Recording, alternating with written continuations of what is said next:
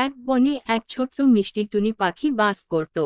সে ছিল খুব পরিশ্রমী আর পরিষ্কার পরিচ্ছন্ন। টুনি তার ছোট্ট ছিমছাম বাসাটিকে খুব ভালোবাসত। একদিন টুনি তার বাসার সামনে বসে মনের সুখে গান গাইছিল। ঠিক তখনই এক বড় কাক উড়ে এসে তার ডালের উপর বসল। কাকটা ছিল বেশ অহংকারী আর অলস। টুনি ও কাকের কথা। কাক কর্কশ গলায় বলল, এই টুনি, তোর এইটুকু বাসায় থাকতে তোর কষ্ট হয় না?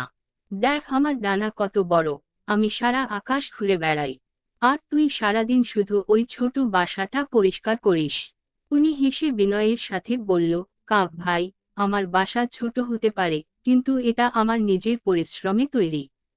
এখানে আমি শান্তিতে থাকি। আর ছোট হলেও আমার বাসাটা খুব মজবুত। কাক টুনির কথা উড়িয়ে দিয়ে তাচ্ছিল্যের হাসি হাসল। ঝড়ের রাত।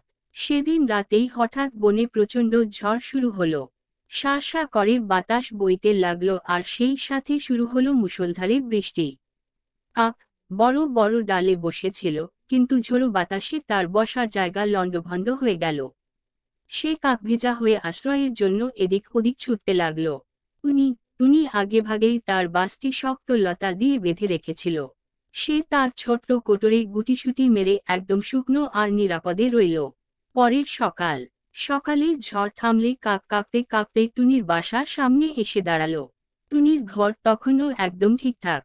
টুনি কাকের অবস্থা দেখে তাকে একটু শুকনো জায়গায় বসার সুযোগ করে দিল।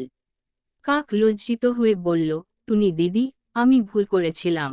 তোমার বাসা ছোট হলেও এটাই সেরা। আমি শুধু বড় বড় কথা বলেছি, কিন্তু কাজের কাজ কিছুই করিনি। আজ বুঝলাম, আকার বড় হওয়ার চেয়ে কাজের হওয়া অনেক বেশি জরুরি। টুনি মিষ্টি হেসে কাককে খাবার খেতে দিল। সেই থেকে কাক আর কোনোদিন টুনিকে নিয়ে ঠাট্টা করেনি। গল্পের শিক্ষা, অহংকার করা ভালো নয়। নিজের যতটুকু আছে তা নিয়ে যত্নশীল হওয়া এবং পরিশ্রম করাই আসল বুদ্ধিমত্তা।